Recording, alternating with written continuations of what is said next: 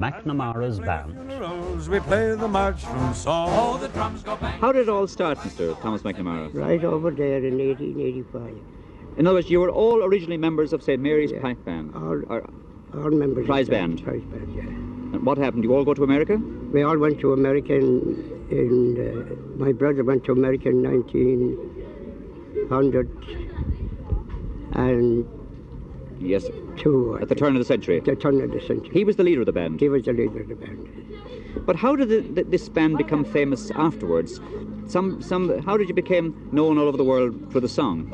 Well, some bright boy in America, songwriter, found that the name suited, and he seen that the McNamara's band around so much in banners in the 32 counties of Ireland playing for them. And he figured he made up a song about it. Well, McNamara's band is long gone, but the band out of which it grew, that is St. Mary's Fife and Drum Band here in Limerick, they're still on the go, and their president is Jack McGrath. Jack, what was that relationship between McNamara's and the Fife and Drum? The true story is that the four brothers, McNamara's, played in this band in the late 18th century, and Patrick McNamara, the leader, he immigrated to America in 1905, and so did Thomas and his two brothers. The story goes really that Patrick, who was the main man, went around Ireland forming fife and drum bands just like ours, and when he went to the States he continued with the same profession, as we call it, and he liked to be known as a music master, and he continued with his own orchestra, which was the McNamara's band, which he also had in Ireland. So the story goes from there, but our connection with the four brothers actually is that the four of them played in our band in the late 19th century. And Patrick met up with a Tin Pan Alley composer when he was out there. Well, there are many people who claim writing songs and publishing stuff, but anyway, yes, he did, and Bing Crosby recorded it in 1945, and I suppose it became famous all over the world. It's a world-renowned song, as you know. McCarthy pumps the old bassoon while I the pipes to play, and Hennessy, Tennessee toodles the flute, and the music is something grand. A credit to old Ireland is McNamara's band. In Ireland here, St. Mary's performed as McNamara's band. Well, in the old days, the people of this parish, St. Mary's parish, would call it McNamara's band, but there were lots of McNamaras in this band. And like yourself, there was many Patricks, Johns, Michaels, and they all had nicknames in those days. So it was an interesting time. Now, the American McNamara's band is, as we said, long gone, but you're still prospering here. Well, yes, Michael, we celebrated our 125th anniversary last year, and I must say we're continuous since then in this parish, and we're very proud of our history. So we owe a lot to our American friends, because in the 20s, including Patrick, who was the secretary actually, they sent money back to Limerick so we can build this facility right behind me here. And how big a part of parish life is it now, or city life? Well, in the past it was, I suppose, the major part of the parish life, because it was a dance hall. A dance hall, come snooker rooms, come bingo hall, come function room, come everything. Now, I suppose, like, the kids have everything, so it's difficult to keep it going, but we have about 35 in the band, and it's still very much part of the city and the parish.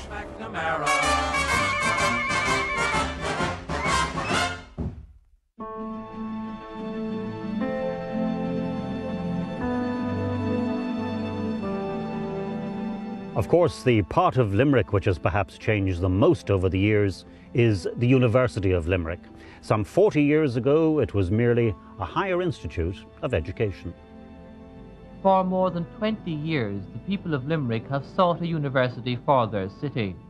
The first demands were made in the mid-40s, and in 1956 they were advanced by the setting up of the University Project Committee. The case for the university was formally submitted to the Commission on Higher Education in 1961, and 6.5 years later a decision was given: rejection.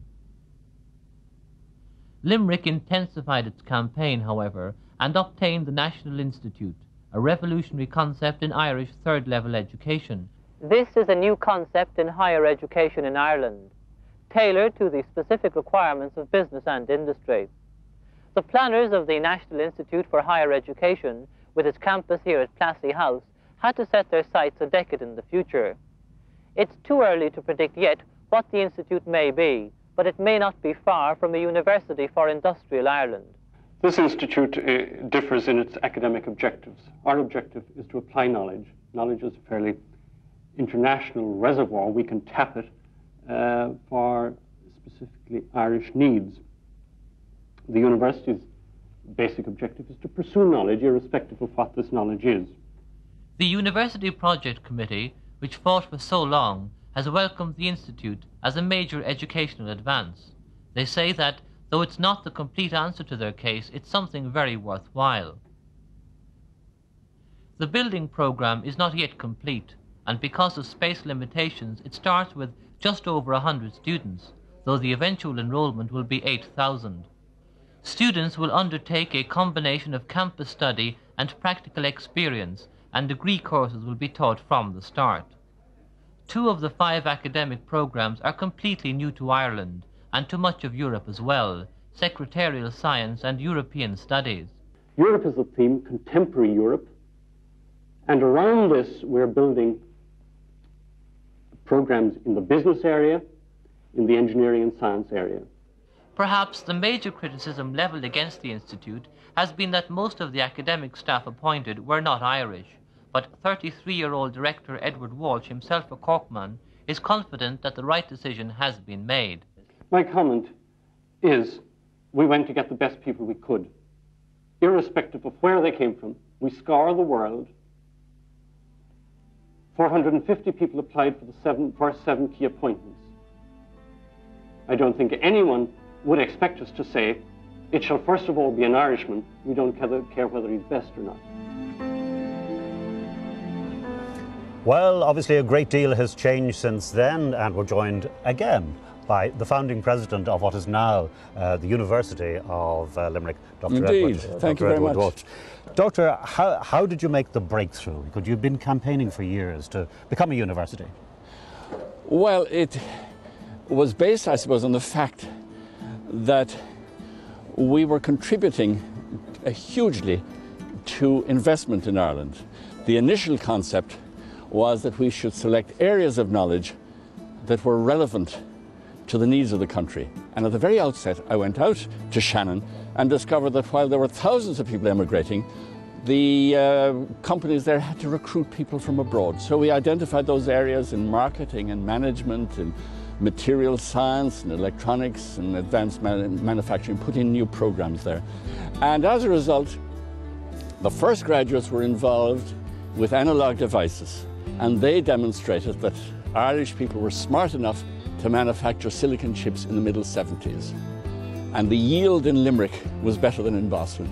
That triggered a whole lot of new investment, Westinghouse, General Electric, Wang, Verbatim, etc. And so we played quite a role in stimulating the new phase of development and the creation of the Celtic Tiger. Now, you've written a book drawing on all of that experience, and I think its title is very relevant. Upstart. Friends, Foes, and Founding a University. Now, this suggests it was a heck of a struggle. It was. It was very bitter behind the scenes, and nasty things were done. And like what? Like the older universities attempting to disembowel us. Right. I'm afraid. It was very, very nasty. But it describes the strange and silly things that happen behind the serene facade of the university. And I suppose it's no different to any other area where people struggle to achieve. But things were fairly difficult. We struggled. We had Bishop Newman here in Limerick, and he considered this a godless establishment. And but at the very opening, if you remember, we had the Catholic bishop, the Protestant bishop, and the chief rabbi. Bishop Newman didn't like that. He said it was sociologically unrepresentative. I suggested to him, if the Jews hadn't been driven out of Limerick, it would be sociologically representative. So we had those kind of skirmishes with the church, with politicians, and with the academic community. And Doctor, what sustained you in the fight? Because you could well have sat back and just got on with the establishment. Well, I was appointed when I was age 29. And when you're that age, you do silly things. And my great advantage was I didn't realize the formal constraints that existed. And if I was older, I probably would have been inclined to sit back. And whereas on day one you're related closely to industry and you say a broader view of what a university should be, but it has gone broader again now. There are so many faculties here. It has, but I think our strength is focusing on those areas that are of particular relevance to Ireland at this time. Behind us there's a new medical school going up, but it's entirely different. It's the US model. Before you study medicine, you must have a degree in some area, and there's a special selection process. Leaving cert counts, but questions as to whether you would be a suitable person to be a doctor, right? So this is introducing a completely new approach to medicine, and it was the first centre in the country to have a graduate entry program. And how do you look back now? You're retired, although as you still carry the title founding president and so on. But how do you look back on the whole experience? You must be very proud of what you've got here. I am. It's wonderful to look around it and see what has happened, and to see that my successors are continuing. It's a big, we started with 100 people, 113 I think. There are now something like 13,000 people studying here, and the great pleasure is, surreptitiously I was involved in purchasing the land on the Clare side of the river. Now the campus is on both sides of the river, and the Shannon flows through it wonderfully. It is the most beautiful university campus, certainly in Europe, if not in the world. Well done. Well, the current president of UL is Professor John Barry. What's the future then for the university?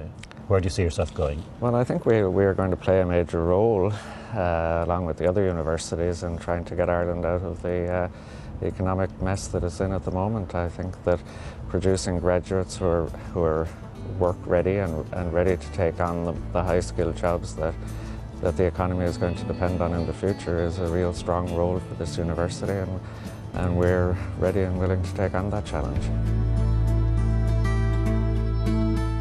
Well, what I think for Limerick is it should be better all the time, love. It should be getting what he deserves. Limerick deserves a lot because there are great people in it and great city. So, well.